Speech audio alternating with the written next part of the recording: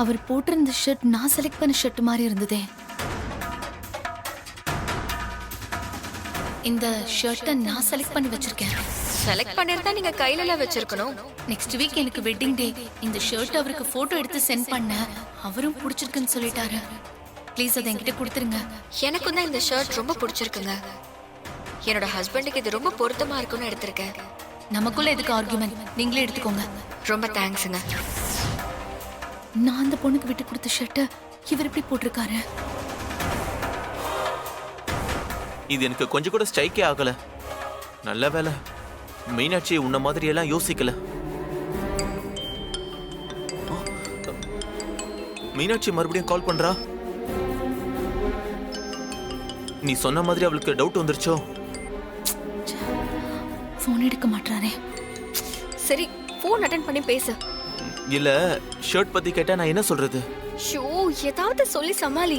First attend பண்ணலனா தான் பிரச்சனை. அட்டெண்ட் பண்ணி பேசு. ஹலோ மீனாட்சி, என்ன அதுக்குள்ள வாய்ஸ் கால்ல வர? என்னங்க, நம்ம வெட்டிங் டேக்கு நான் ஒரு ஷர்ட் எடுத்துட்டு அதை வேண்டான்னு சொன்னேன்ல. ஷர்ட்டை பத்தி கேக்குறா. அதே ஷர்ட்டை இப்ப நீங்க போட்டிருக்கீங்க. உங்களுக்கு எப்படி அந்த ஷர்ட் கிடைச்சது? அதுவா மீனாட்சி,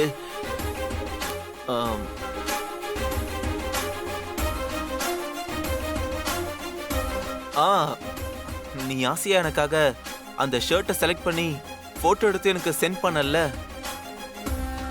அத பார்த்தப்போ அந்த ஷர்ட் எனக்கு ரொம்ப ரொம்ப பிடிச்சு போச்சு. அது மட்டும் இல்லாம உனக்கும் அந்த ஷர்ட் ரொம்ப பிடிச்சிருச்சுல்ல. அதே மாதிரி ஷர்ட் இங்க பெங்களூர்ல தேடி பார்த்து 4 கடை ஏறி இறங்கி வாங்கினேன்.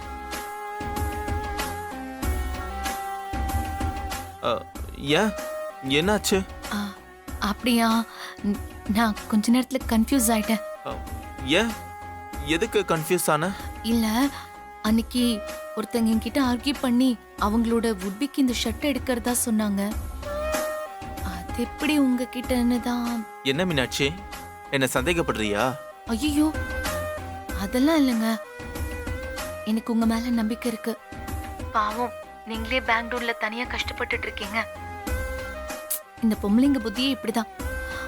என் மேல தாங்க தப்பு. சரி, நீங்க உங்க வேலையை பாருங்க. சரி. ஷபா, கொஞ்ச நேரத்துல பயந்தே போயிட்டேன். சரி விடு, அதான் சமாளிச்சிட்டல.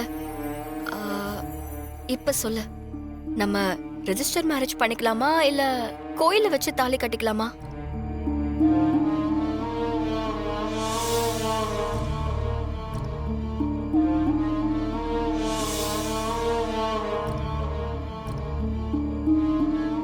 என்ன எதுவுமே சொல்லல?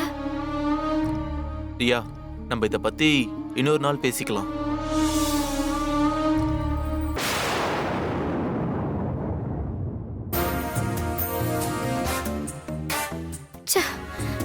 இந்த கல்யாணத்தை பத்தி பேசும்போது மட்டும் அந்த மீனாட்சிக்கு எங்க இருந்துதான் மூக்கு வேர்க்குனே தெரியல. கரெக்டா போன் பண்ணிடுறா. எவ்வளவு சீக்கிரமா இவன் கையால தாலியை வாங்க முடியுமோ அவ்வளவு சீக்கிரம் வாங்கணும். இல்லனா என்னோட எதிர்காலம் கேள்விக்குறியாயிடும்.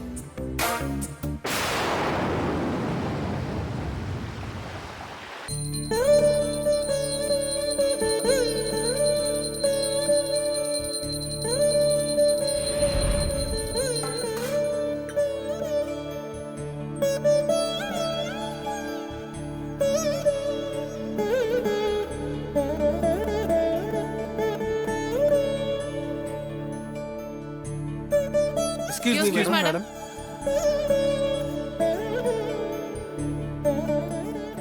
வணக்கம் மேடம். வணக்கம். யார் நீங்க? என்ன வேணும் உங்களுக்கு? தீபா மேடத்தை பேட்டி எடுக்க பிரஸ்ல இருந்து வந்திருக்கோம்.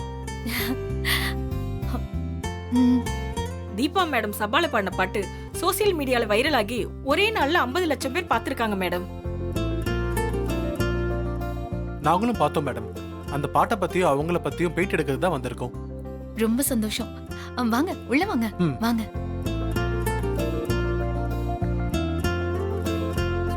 தீபா மேடம் இல்லைங்களா? அவங்க வீட்ல தான் இருக்காங்க. நீங்க உட்காருங்க, நான் கூட்டிட்டு வரேன். Okay, okay. உட்காருங்க.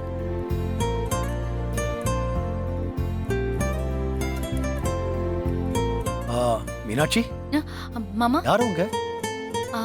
நம்ம தீபாவை பேட்டி எடுக்க பிரஸ்ல இருந்து வந்திருக்காங்க மாமா. அதான் ஓ. தீபாவை கூட்டு வரலான்னு போறேன். சரி சரி. அத்தை, தீபாவை பேட்டி எடுக்க பிரஸ்ல இருந்து வந்திருக்காங்க. நான் போய் தீபாவை கூட்டிட்டு வந்துடுறேன்.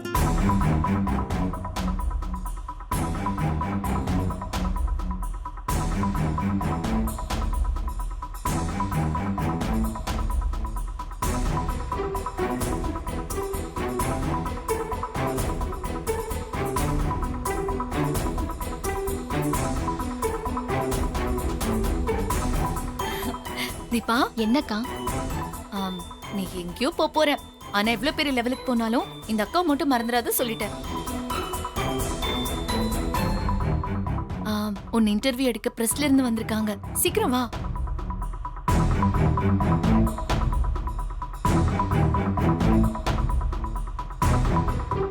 என்னக்கா சொல்றீங்க?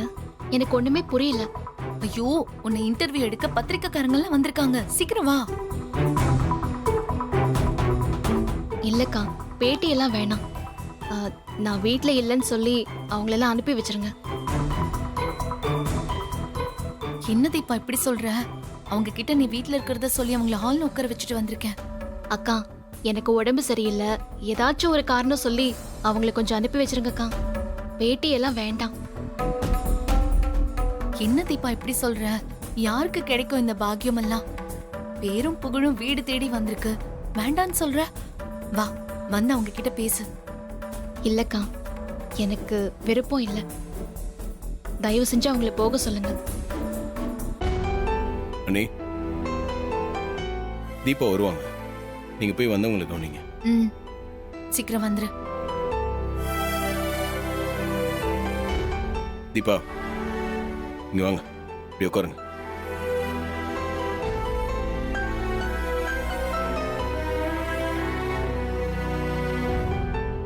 இன்டர்வியூ கொடுக்கறது உங்களுக்கு ப்ரொமோஷன் தானே? உங்க திறமை கிடைக்கிற அங்கீகாரத்தை ஏன் வேண்டாம்னு சொல்றீங்க? உங்க பாட்டை கேட்டவங்களுக்கும் பார்த்தவங்களுக்கும் மட்டும்தான் உங்களுக்கு தெரியும். நீங்க இன்டர்வியூ கொடுத்தீங்கன்னா இன்னும் நிறைய பேர் உங்க பாட்டை கேட்பாங்க, உங்களை தெரிஞ்சுப்பாங்க. அதுதானங்க முக்கியம். இல்ல சார், நேத்து கோவில்ல நடந்ததே எனக்கு கஷ்டமா இருக்கு. கோவில்ல என்கிட்ட ஆட்டோகிராஃப் கேட்டு வந்தவங்களால அத்தைக்கு என்னாச்சுன்னு பாத்தீங்கல்ல. நான் பேட்டியெல்லாம் வேற கொடுத்தா அத்தை மனசு ரொம்ப கஷ்டப்படுவாங்க சார். என்னோட சந்தோஷத்துக்காக அத்தை மனசை கஷ்டப்படுத்த நான் விரும்பல. அதனால தான் பேட்டி வேணான்னு சொல்றேன்.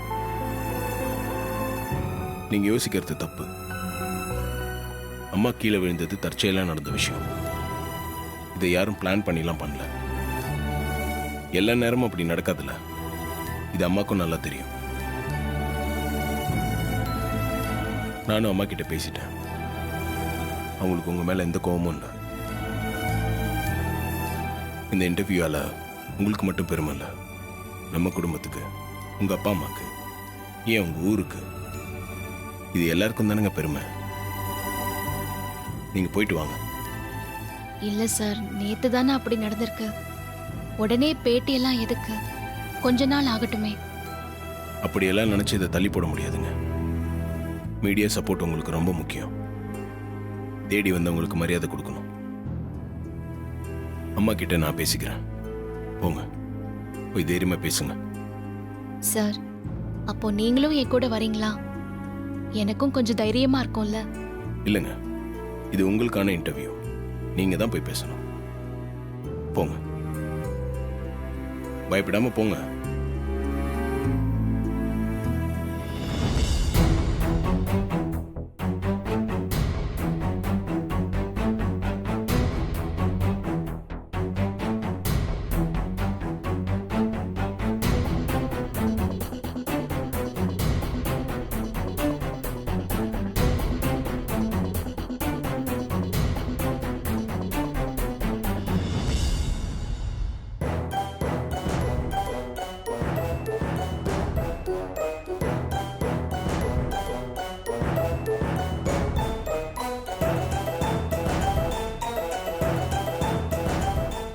தீபா மேடம் ஆமாடா.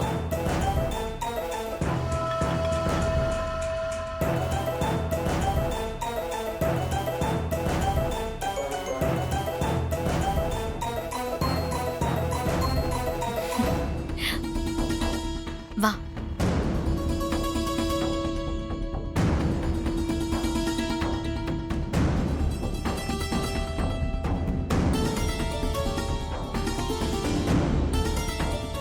வணக்கம் மேடம் வணக்கம் மேடம். வணக்கம். உட்காருங்க. பரவாயில்ல மேடம். தீபா உட்காரு.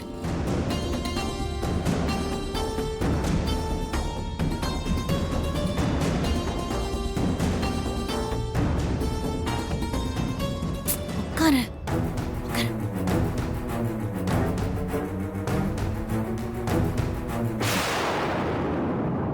இன்டர்வியூ ஸ்டார்ட் பண்ணுறதுக்கு முன்னாடி உங்களுக்கு எங்களோட வாழ்த்துக்கள் மேடம். நன்றி. இன்டர்வியூ ஸ்டார்ட் பண்றதுக்கு முன்னாடி நானும் உங்களுக்கு ஒன்னு சொல்லணும். சொல்லுங்க மேடம். என் ஹஸ்பண்ட் பேரு கார்த்தி. அவரு காஸ்மெட்டிக் பிசினஸும் ஆடியோ கம்பெனியும் வச்சிருக்காரு.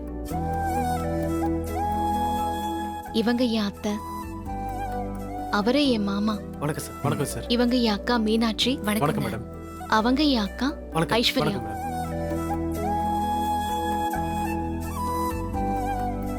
ஓகே மேடம், நம்ம இன்டர்வியூக்கு போயிடலாம்.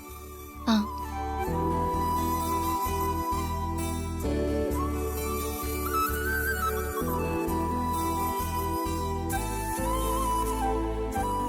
சோஷியல் மீடியாவில் இப்போ உங்கள் பாட்டு தான் மேடம் ட்ரெண்டிங்கில் இருக்கு.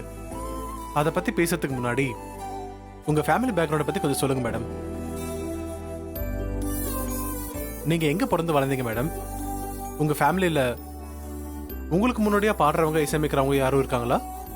நீங்கள் யார்கிட்ட பாட்டு கற்றுக்கிட்டீங்க? இதை பற்றிலாம் சொன்னீங்கன்னா கொஞ்சம் நல்லாயிருக்கும் மேடம்.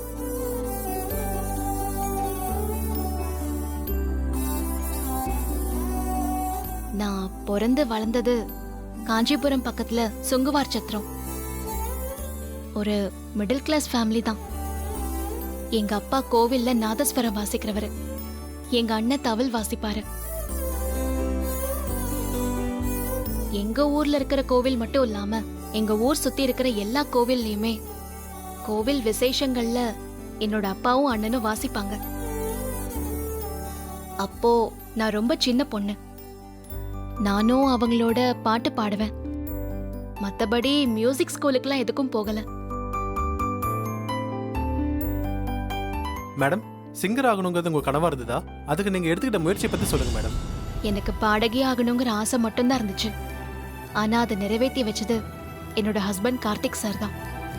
அப்புறம் இவங்க எல்லாரும் சேர்ந்துதான். இவங்களோட சப்போர்ட் இல்லைன்னா இப்ப நான் உங்க முன்னாடி இல்லை. பர்டிகுலரா என் ஹஸ்பண்டோட சப்போர்ட் இல்லைன்னா அந்த சபால நான் பாடியிருக்கவே முடியாது. ஒவ்வொரு ஆணோட வெற்றிக்கு பின்னாடியும் ஒரு பெண் இருப்பான்னு சொல்லுவாங்க. என்னோட வெற்றிக்கு பின்னாடி என்னோட ஹஸ்பண்ட் மட்டும்தான் இருக்காரு.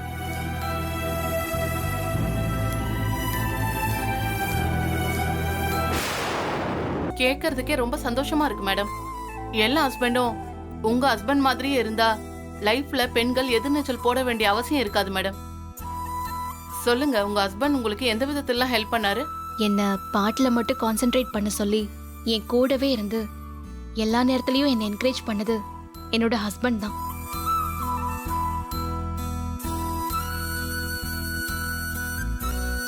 அவரு எனக்கு கிடைச்ச பெரிய பாக்கியம். அதனாலதான் என்னால சக்சஸ்ஃபுல்லா பாட முடிஞ்சது. Super madam. நீங்க சபால பாடினது கேட்டு ஃபேமஸான ஒரு மியூசிக் டைரக்டர் வந்து பாராட்டி பேசினாங்க. அவர் சினிமால பாட சான்ஸ் தரேன்னு சொன்னாரா? ஆமாங்க, எனக்கு இப்போ ஒரு வாய்ப்பு வந்திருக்கு. நான் சினிமா சாங் பாட ஓகே சொல்லிட்டேன். சீக்கிரமா நடக்கும்.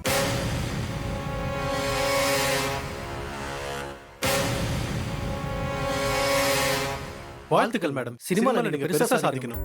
தேங்க்ஸ். சார், நீங்கள் சொல்லுங்கள் சார். உங்கள் பையனோட ஊக்குவிப்பும் ஒத்துழைப்பும் தான் இவங்களை சாதிக்க வச்சிருக்கு அப்படின்னு மேடம் சொல்கிறாங்க. ஆரம்பத்துல இருந்தே உங்கள் பையனுக்கு இவங்க வாய்ஸ் மேலே நம்பிக்கை இருந்துச்சா?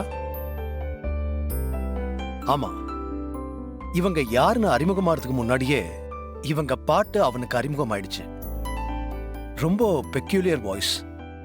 அவன் மூலமா இவங்க பாட்டு எங்க எல்லாருக்குமே பிடிக்கும்.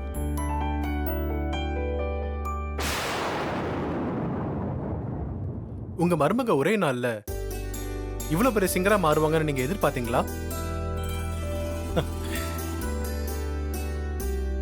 ஆமா, என் மருமகளோட திறமைக்கு இதை விட பெரிய பெரிய உயரங்களெல்லாம் தொடுவாங்க. அதுல எனக்கு எந்த சந்தேகமும் இல்லை.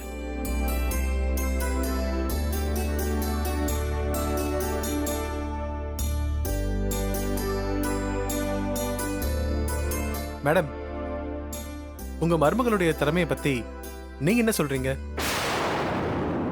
உங்களுக்கு பெருமையாவும் சந்தோஷமாவும் இருக்கா? எனக்கு பேட்டியெல்லாம் கொடுத்து பழக்கம் இல்லை, தப்பா எடுத்துக்காதீங்க.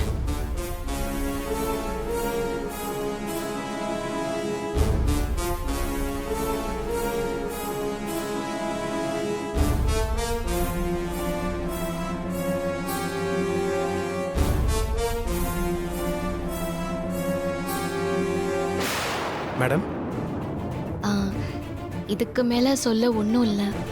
இந்த இன்டர்வியூ இதோட முடிச்சிட்டிங்கன்னா நல்லா இருக்கும். ஓகே மேடம், ரொம்ப நன்றி. நாங்க வரோம் மேடம். ம்.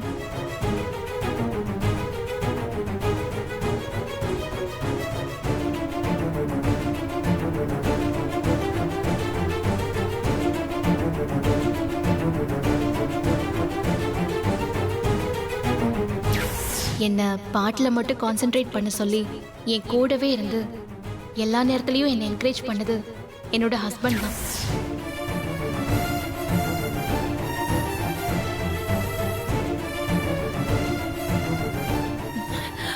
பாத்தீங்களா அத்தை, சபாவுக்கு போய் ஒரு பாட்டு தான் பாடியிருக்கா. அதுக்கே ஆளுக்கு பேட்டி எடுக்க வந்துட்டாங்க. இனி சினிமால போய் பாட ஆரம்பிச்சுட்டா அவ்வளவுதான், அவளை கையில பிடிக்க முடியாது. தினமும் 4 பேரை வர சொல்லி பேட்டி கொடுத்து நம்மள நொந்து போக வச்சிருவா. அப்புறம் அபிராமி குடும்பங்கிற நம்ம குடும்ப பேர் மறைஞ்சு தீபா குடும்பங்கிற புது பேர் வந்துரும். கார்த்திக்கும் எல்லா வேலையும் தூக்கி போட்டு அவளுக்கு மேனேஜர் வேலை பார்க்க ஆரம்பிச்சிருவாரு. அதுக்கெல்லாம் நம்ம விடக்கூடாது அத்தை. இப்ப எதுக்கு அவளை பத்தி என்கிட்ட வந்து பேசிட்டு இருக்க? நான் கோவப்பட்டு எனக்கு பிபி ஏறணும்னு நினைச்சிட்டு இருக்கியா? உன் வேலை என்னவோ அதை மட்டும் பாரு.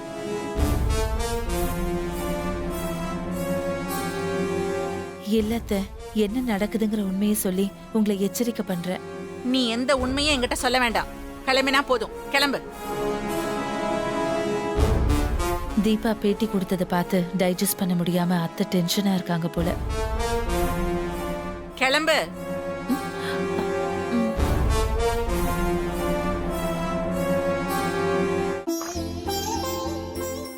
Good morning sir. Good morning sir. Good morning sir. Good morning. Good morning sir. Morning. Sir, program எதிர்பார்த்ததை விட சூப்பரா இருந்தது sir. Program great success sir. Sir, Deepa மேடம்க்கு வாழ்த்து சொல்ல தான் வெயிட் பண்ணிட்டு இருக்கோம். அவங்க வரலையா சார்?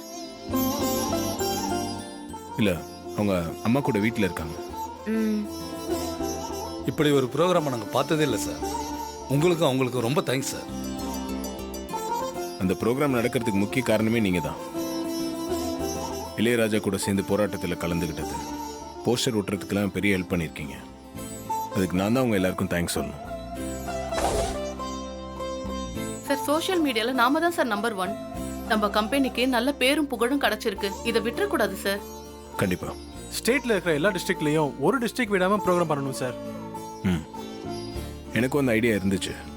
ஆனா ஒரு பெரிய மியூசிக் டைரக்டர் தீபாவை பாட வைக்கிறேன்னு சொல்லியிருக்காருல்ல, அவர் மியூசிக்ல அவங்க பாடினாங்கன்னா இப்போ இருக்கிறத விட பெரிய பேர் கிடைக்கும். அதை மிஸ் பண்ணிடக்கூடாது. நீங்கள் அந்த மியூசிக் டைரக்டரோட டச்லேயே இருங்க. Okay sir. ஸ்னேகா, நீங்கள் ஏன் ப்ரோக்ராம்க்கே வரல? திடீர்னு அம்மாக்கு ஹெல்த் இஷ்யூ சார், அதனால தான் வர முடியல. ஓ, இப்போ அம்மா எப்படி இருக்காங்க? இப்போ ஓகே சார். சரி, நீங்களாம் வாக்கு பாருங்க. Okay sir. அம்மா, அண்ணி, அம்மா. ஏய் தீபா, தீபா அங்கேயே நில்லு.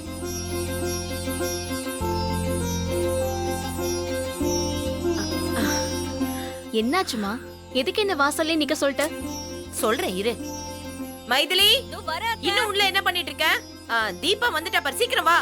வந்துட்டா அத்தை.